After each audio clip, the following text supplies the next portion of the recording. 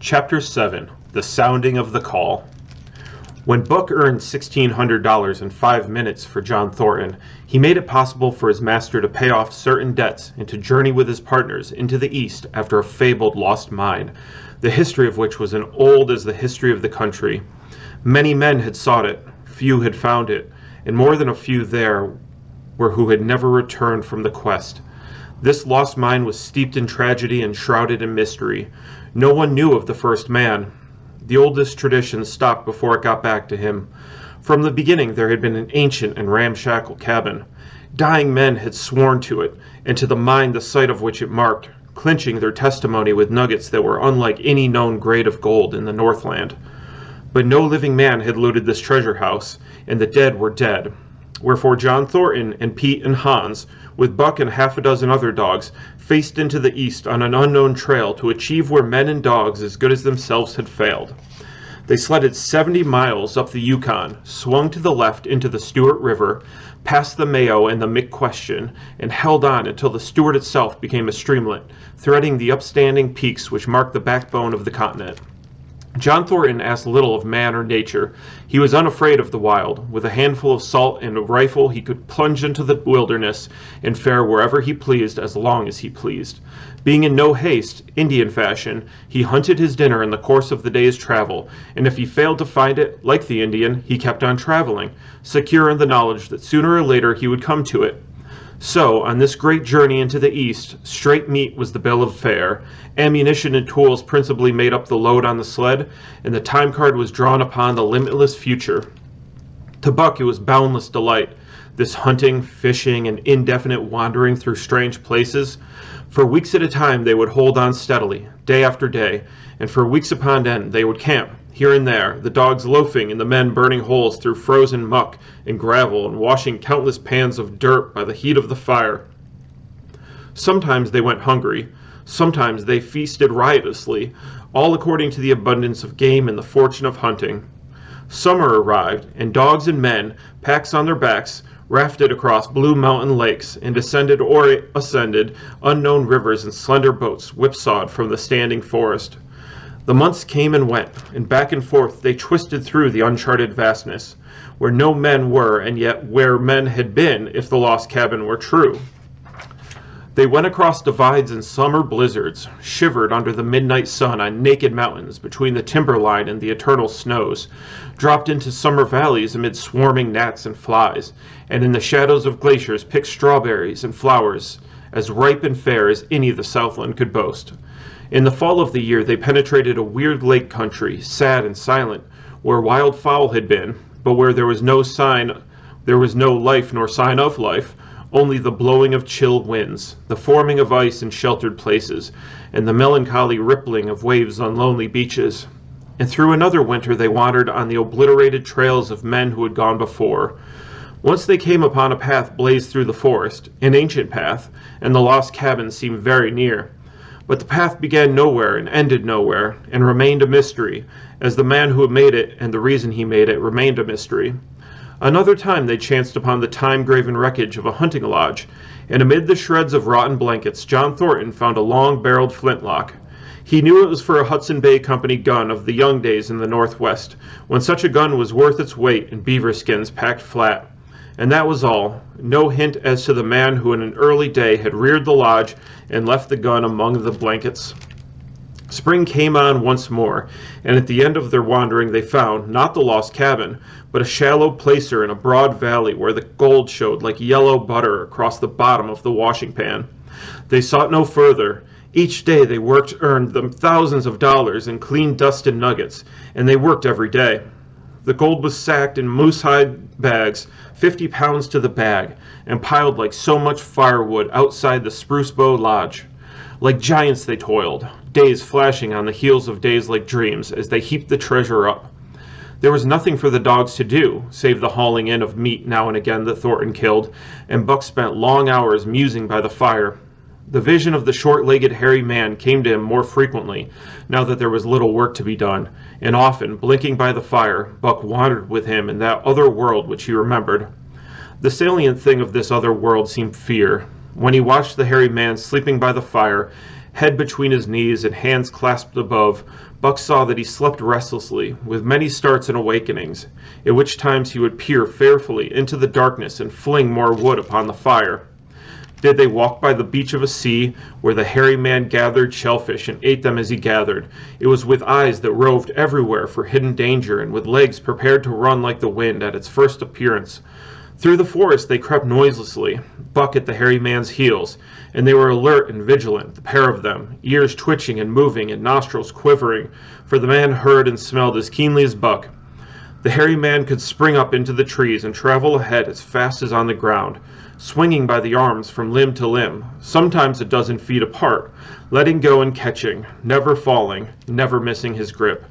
In fact, he seemed as much at home among the trees as on the ground, and Buck had memories of nights of vigil spent beneath trees wherein the hairy man roosted, holding on tightly as he slept.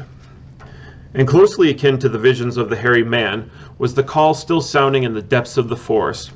It filled him with a great unrest and strange desires.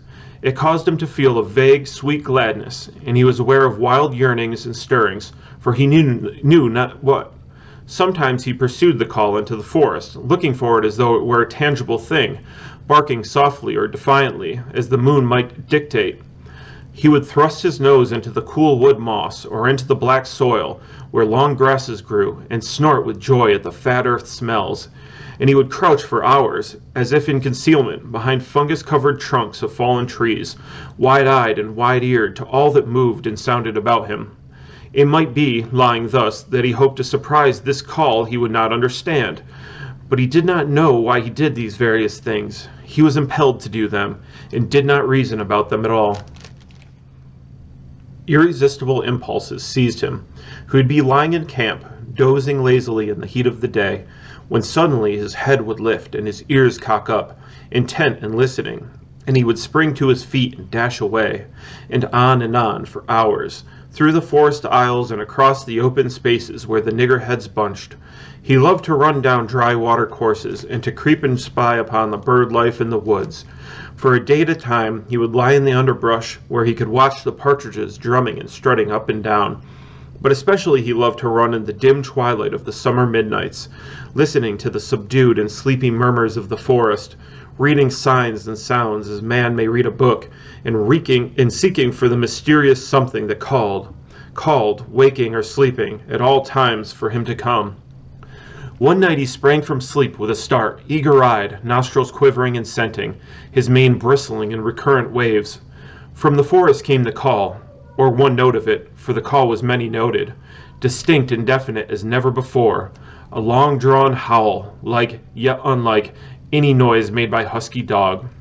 And he knew it in the old familiar way, as a sound heard before.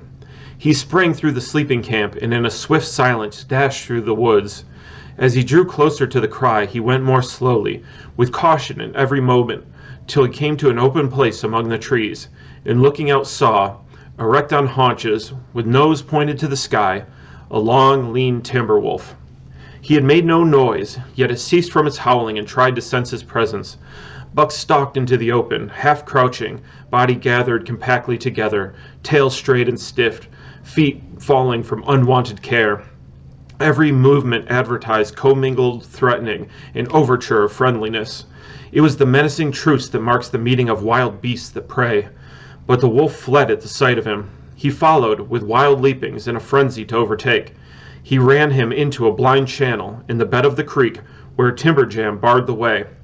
The wolf whirled about, pivoting on his hind legs after the fashion of Joe and of all cornered husky dogs, snarling and bristling, clipping his teeth together in a continuous and rapid succession of snaps. Buck did not attack, but circled him about and hedged him in with friendly advances. The wolf was suspicious and afraid, but Buck made 3 of him and wait, while his head barely reached Buck's shoulder. Watching his chance, he darted away, and the chase was resumed. Time and again he was cornered, and the thing repeated, though he was in poor condition, or Buck could not so easily have overtaken him. He would run till Buck's head was even with his flank, and when he would whirl around at bay, only to dash again at the first opportunity. But in the end, Buck's pertinacity was rewarded, for the wolf, finding that no harm was intended, finally sniffed noses with him. Then they became friendly, and played about in the nervous, half-coy way with which fierce beasts belie their fierceness. After some time of this, the wolf started off at an easy lope in a manner that plainly showed he was going somewhere. He made it clear to Buck that he was to come, and they ran side by side through the somber twilight, straight up the creek bed, into the gorge from which it issued, and across the bleak divide where it took its rise. On the opposite slope of the watershed they came down into a level country where were great stretches of forest and many streams, and through these great stretches they ran steadily, hour after hour, the sun rising higher and the day growing warmer. Buck was wildly glad. He knew he was at last answering the call, running by the side of his wood brother towards the place from where the call surely came. Old memories were coming upon him fast, and he was stirring to them as of old he stirred to the realities of which they were the shadows. He had done this thing before, somewhere in that other and dimly remembered world, and he was doing it again, now running free in the open, the unpacked earth underfoot, the wide sky overhead. They stopped by a running stream to drink, and stopping, Buck remembered John Thornton. He sat down. The wolf started on toward the place from where the call surely came, then returned to him, sniffing noses and making actions as though to encourage him. But Buck turned about and started slowly on the back track. For the better part of an hour the wild brother ran by his side, whining softly. Then he sat down, pointed his nose upward, and howled. It was a mournful howl, and as Buck held steadily on his way he heard it grow faint and fainter until it was lost in the distance. John Thornton was eating dinner when Buck dashed into camp and sprang upon him in a frenzy of affection, overturning him, scrambling upon him, licking his face, biting his hand, playing the general tomfool, as John Thornton characterized it, the while he shook Buck back and forth and cursed him lovingly. For 2 days and nights, Buck never left camp, never let Thornton out of his sight. He followed him about at his work, watched him while he ate, saw him into his blankets at night and out of them in the morning. But after 2 days the call in the forest began to sound more imperiously than ever. Buck's restlessness came back on him, and he was haunted by recollections of the wild brother, and of the smiling land beyond the divide, and the run side by side through the wide forest stretches. Once again he took to wandering in the woods, but the wild brother came no more, and though he listened through long vigils, the mournful howl was never raised. He began to sleep out at night, staying away from camp for days at a time, and once he crossed the divide at the head of the creek and went down into the land of timber and streams. There he wandered for a week, seeking vainly for fresh sign of the wild brother, killing his meat as he traveled, and traveling with the long, easy lope that seemed never to tire. He fished for salmon in a broad stream that emptied somewhere into the sea, and by this stream he killed a large black bear, blinded by the mosquitoes, while likewise fishing and raging through the forest, helpless and terrible. Even so, it was a hard fight, and it aroused the last latent remnants of Buck's ferocity. And 2 days later, when he returned to his kill and found a dozen wolverines quarreling over the spoil, he scattered them like chaff, and those that fled left 2 behind who would quarrel no more. The blood-longing became stronger than ever before. He was a killer, a thing that preyed, living on the things that lived, unaided, alone, by virtue of his own strength and prowess, surviving triumphantly in a hostile environment where only the strong survived. Because of all this, he became possessed of a great pride in himself, which communicated itself like a contagion to his physical being. It advertised itself in all his movements, was apparent in the play of every muscle, spoke plainly as speech in the way he carried himself, and made his glorious furry coat, if anything, more glorious. And for the stray brown on his muzzle and above his eyes, and for the splash of white hair that ran midmost down his chest, he might well have been mistaken for a gigantic wolf, larger than the largest of the breed. From his St. Bernard father he had inherited size and weight, but it was his shepherd mother who had given shape to that size and weight. His muzzle was the long wolf muzzle, save that it was larger than the muzzle of any wolf, and his head, somewhat broader, was the wolf head on a massive scale. His cunning was wolf cunning and wild cunning, his intelligence, shepherd intelligence, and St. Bernard intelligence, and all this, plus an experience gained in the fiercest of schools, made him as formidable a creature as any that roamed the wild. A carnivorous animal, living on a straight meat diet, he was in full flower, at the high tide of his life, overspilling with vigor and virility. When Thornton passed a caressing hand along his back, a snapping and crackling followed the hand. each hair discharging its pent magnetism at the contact. Every part, brain and body, nerve tissue and fiber, was keyed to the most exquisite pitch, and between all the parts there was a perfect equilibrium or adjustment. To sights and sounds and events which required action, he responded with lightning-like rapidity. Quickly as a husky dog could leap to defend from attack or to attack, he could leap twice as quickly. He saw the movement or heard sound and responded in less time than another dog required to compass the mere seeing or hearing. He perceived and determined and responded in the same instant. In point of fact, the three actions of perceiving, determining, and responding were sequential, but so infinitesimal were the intervals of time between them that they appeared simultaneous. His muscles were surcharged with vitality and snapping into play sharply, like steel springs. Life streamed through him in splendid flood, glad and rampant, until it seemed that it would burst him asunder in sheer ecstasy and pour forth generously over the world. "Never was there such a dog," said John Thornton one day, as the partners watched Buck marching out of camp. "When he was made, the mold was broke," said Pete. "Py jingo, it tink it so mineself," Hans affirmed. They saw him marching out of camp, but they did not see the instant and terrible transformation which took place as soon as he was within the secrecy of the forest. He no longer marched. At once he became a thing of the wild, stealing along softly, cat-footed, a passing shadow that appeared and disappeared among the shadows. He knew how to take advantage of every cover, to crawl on his belly like a snake, and like a snake to leap and strike. He could take a ptarmigan from its nest, kill a rabbit as it slept, and snap in midair the little chipmunks fleeing a second too late for the trees. Fish in open pools were not too quick for him, nor were beaver, mending their dams, too wary. He killed to eat, not from wantonness, but he preferred to eat what he killed himself. So a lurking humor ran through his deeds, and it was his delight to steal upon the squirrels, and when he all but had them, to let them go, chattering in mortal fear to the treetops. As the fall of the year came on, the moose appeared in greater abundance, moving slowly down to meet the winter in the lower and less rigorous valleys. Buck had already dragged down a stray part-grown calf, but he wished strongly for larger and more formidable quarry, and he came upon it one day on the divide at the head of the creek.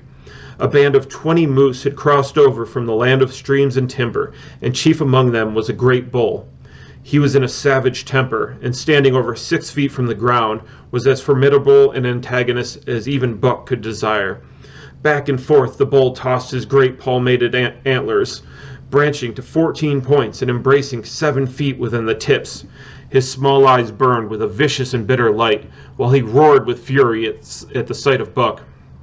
From the bull's side, just forward of the flank, protruded a feathered arrow end, which accounted for his savageness. Guided by that instinct which came from the old hunting days of the primordial world, Buck proceeded to cut the bull out from the herd. It was no slight task. He would bark and dance about in front of the bull, just out of reach of the great antlers and of the terrible splay hooves which could have stamped his life out with a single blow. Unable to turn his back on the fanged danger and go on, the bull would be driven into paroxysms of rage. At such moments he charged Buck, who retreated craftily, luring him on by simulated inability to escape. But when he was thus separated from his fellows, 2 or 3 of the younger bulls would charge back upon Buck and enable the wounded bull to rejoin the herd. There is a patience of the wild, dogged, tireless, persistent as life itself, that holds motionless for endless hours the spider in its web, the snake in its coils, the panther in its ambuscade. This patience belongs peculiarly to life when it hunts its living food, and it belonged to Buck as he clung to the flank of the herd, retarding its march, irritating the young bulls, worrying the cows with their half-grown calves, and driving the wounded bull mad with helpless rage. For half a day this continued. Buck multiplied himself, attacking from all sides, enveloping the herd in a whirlwind of menace, cutting out his victim as fast as it could rejoin its mate, wearing out the patience of creatures preyed upon, which is a lesser patience than that of creatures preying. As the day wore along and the sun dropped to its bed in the northwest, the darkness had come back and the fall nights were 6 hours long. The young bulls retraced their steps more and more reluctantly to the aid of their beset leader. The downcoming winter was harrying them on the lower levels, and it seemed they could never shake off this tireless creature that held them back.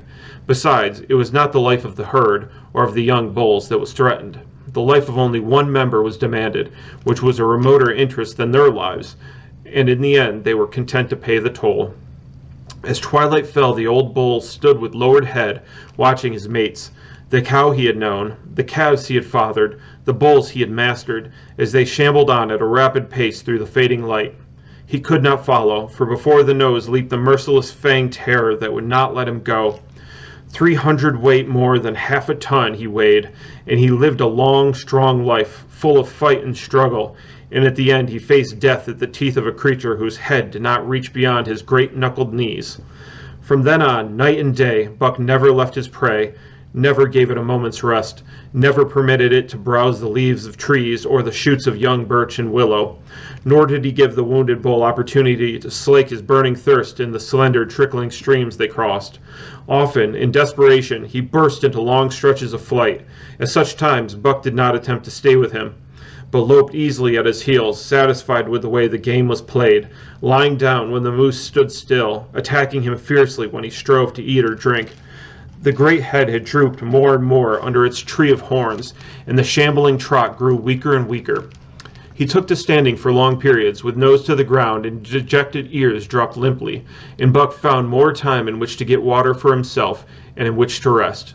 At such moments, panting with red, lolling tongue, and with eyes fixed upon the big bull, it appeared to Buck that a change was coming over the face of things. He could feel a new stir in the land. As the moose were coming into the land, other kinds of life were coming in. Forest and stream and air seemed palpitant with their presence. The news of it was borne in upon him, not by sight or sound or smell, but by some other and subtler sense. He heard nothing, saw nothing, yet he knew that the land was somehow different, that through it strange things were afoot and ranging, and he resolved to investigate after he had finished the business in hand. At last, at the end of the 4th day, he pulled the great moose down. For a day and a night he remained by the kill, eating and sleeping, turn and turn about. Then, rested, refreshed and strong, he turned his face toward camp and John Thornton. He broke into the long, easy lope, and went on, hour after hour, never at loss for the tangled way, heading straight home through strange country with a certitude of direction that put man and his magnetic needle to shame. As he held on, he became more and more conscious of the new stir in the land. There was life abroad, and it's different from the life which had been there throughout the summer. No longer was this fact borne in upon him in some subtle, mysterious way. The birds talked of it, the squirrels chattered about it, the very breeze whispered of it.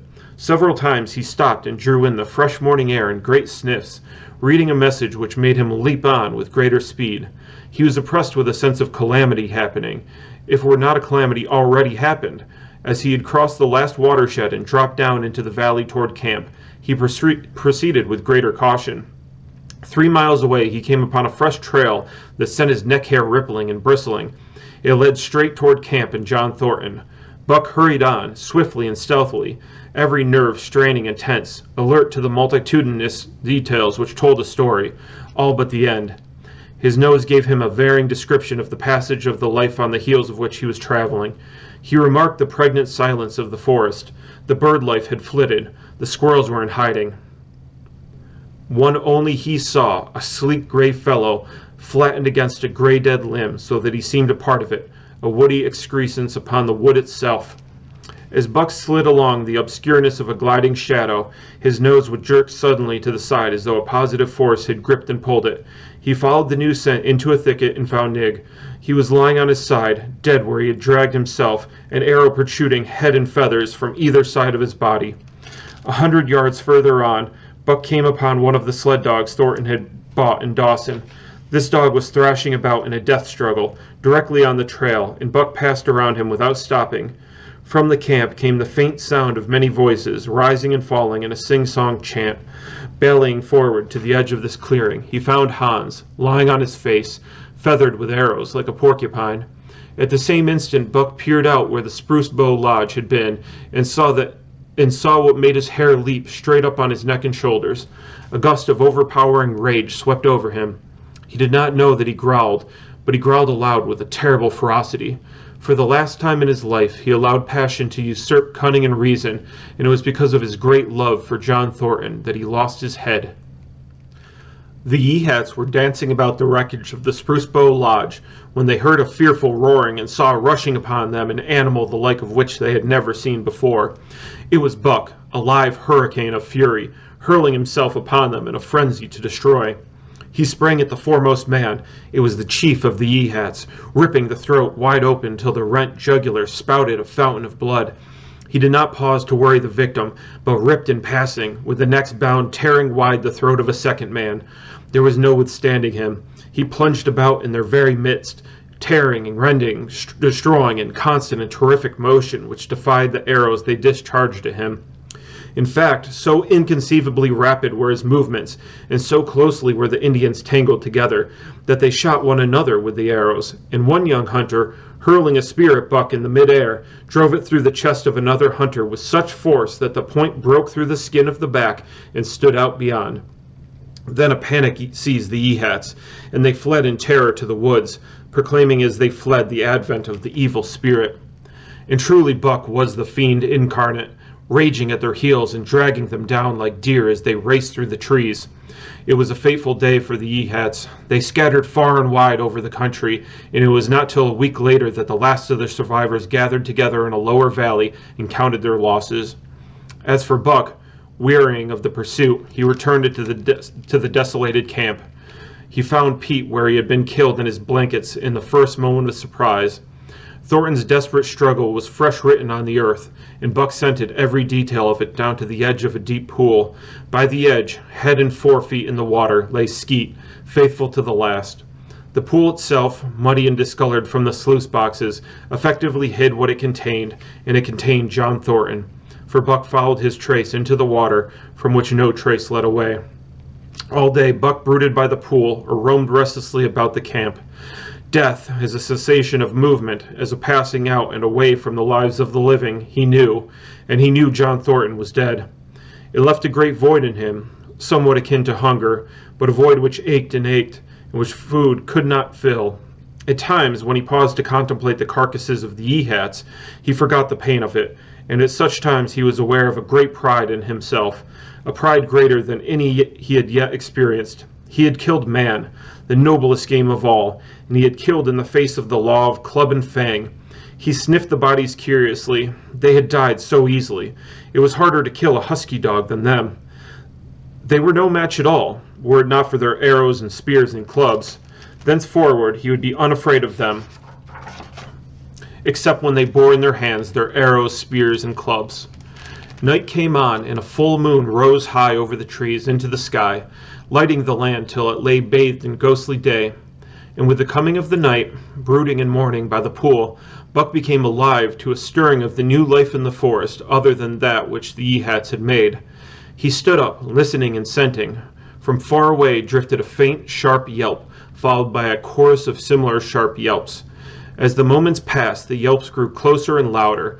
Again Buck knew them as things heard in that other world which persisted in his memory.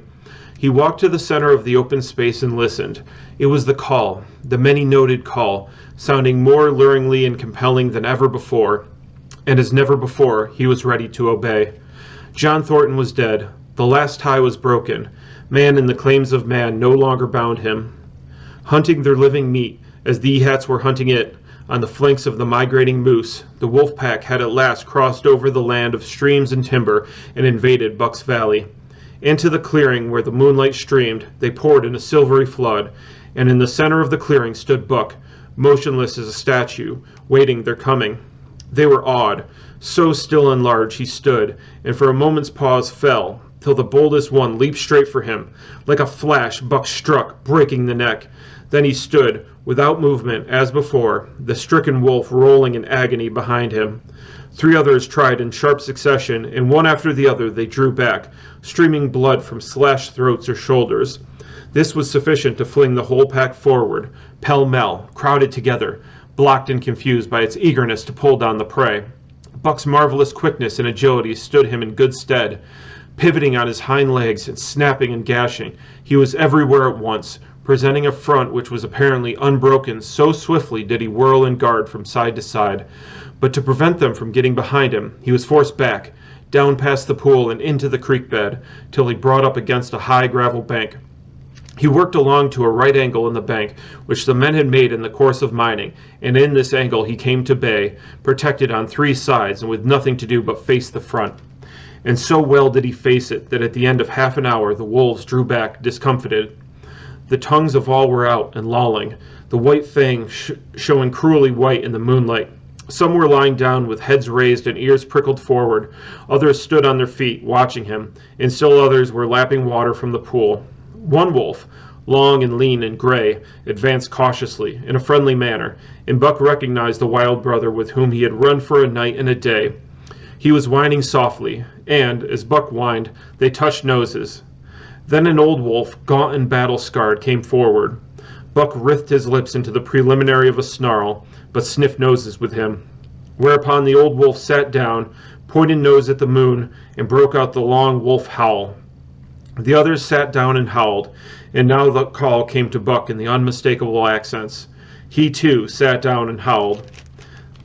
This over, he came out of his angle, and the pack crowded around him, sniffing in half-friendly, half-savage manner. The leaders lifted the yelp of the pack and sprang away into the woods.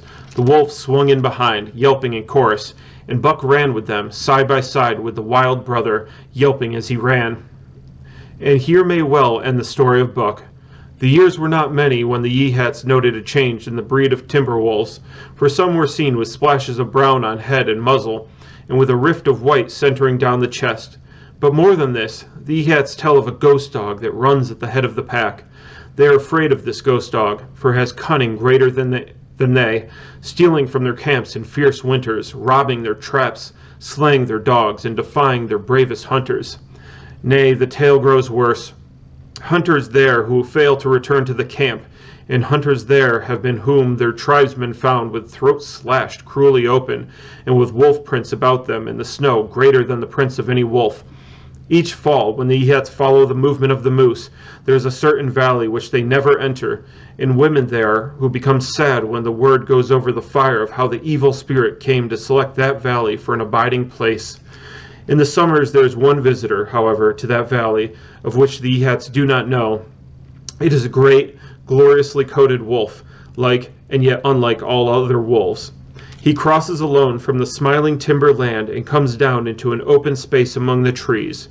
Here a yellow stream flows from rotted moose hide sacks and sinks into the ground, with long grasses growing through it and vegetable mold overrunning it and hiding its yellow from the sun. And here he muses for a time, howling once, long and mournfully, ere he departs. But he is not always alone. When the long winter nights come on and the wolves follow their meat into the lower valleys, he may be seen running at the head of the pack through the pale moonlight or glimmering borealis, leaping gigantic above his fellows, his great throat a bellow as he sings a song of the younger world, which is the song of the pack.